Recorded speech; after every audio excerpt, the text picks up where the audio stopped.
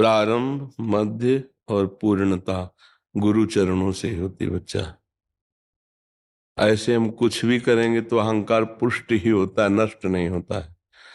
जैसे आप उपवास करेंगे तो आप बोलेंगे मैं इतने वर्ष से फलाहार हूँ, मैं इतने वर्ष से मौन हूँ, मैं इतने वर्ष से गंगा जल पे हूँ।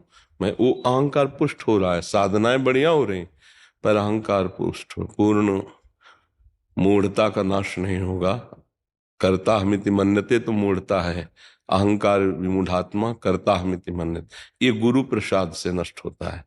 गुरु चरणों का आश्रय लेकर उनकी आज्ञा के अनुसार साधना का प्रारंभ, साधना का मध्य और साधना की पूर्णता, तो गुरु की कृपा से ही ज्ञान का प्रादुर्भाव होता है।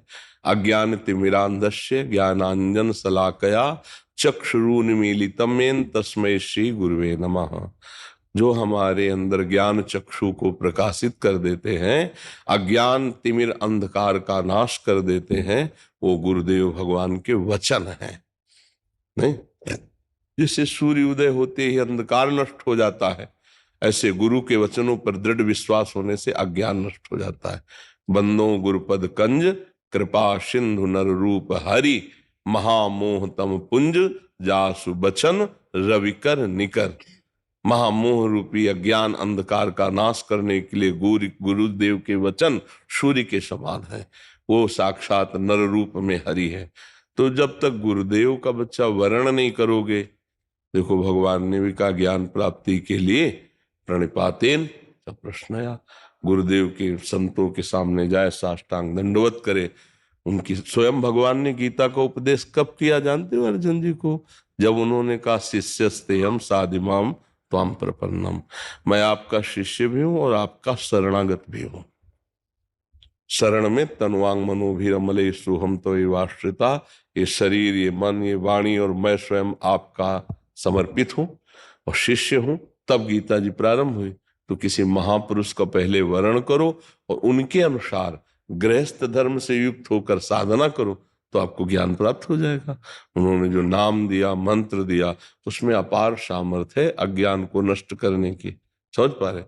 हमारी तो समझ में एक ही बात आई है कि गुरुदेव की कृपा के बिना विकारों से मुक्त नहीं हुआ जा सकता, गुरुदेव की कृपा के बिना अहंकार नष्ट नहीं होता, गुरुदेव की कृपा के बिना भगवत साक्षात्कार नहीं होता।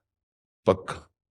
खूब साधना के भी विषय में और साध्य के भी विषय में और कृपा के भी विषय में, तीनों बातों को जान करके बोल रहे हैं, केवल कोरी भावुकता में नहीं बोल रहे हैं, हाँ अच्छे से जानकर बोल रहे हैं।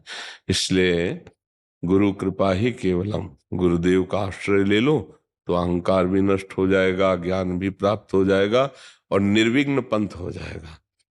जे गुरु चरण रेणु सिर धरहि, तेजन सकल विभव बस करहि।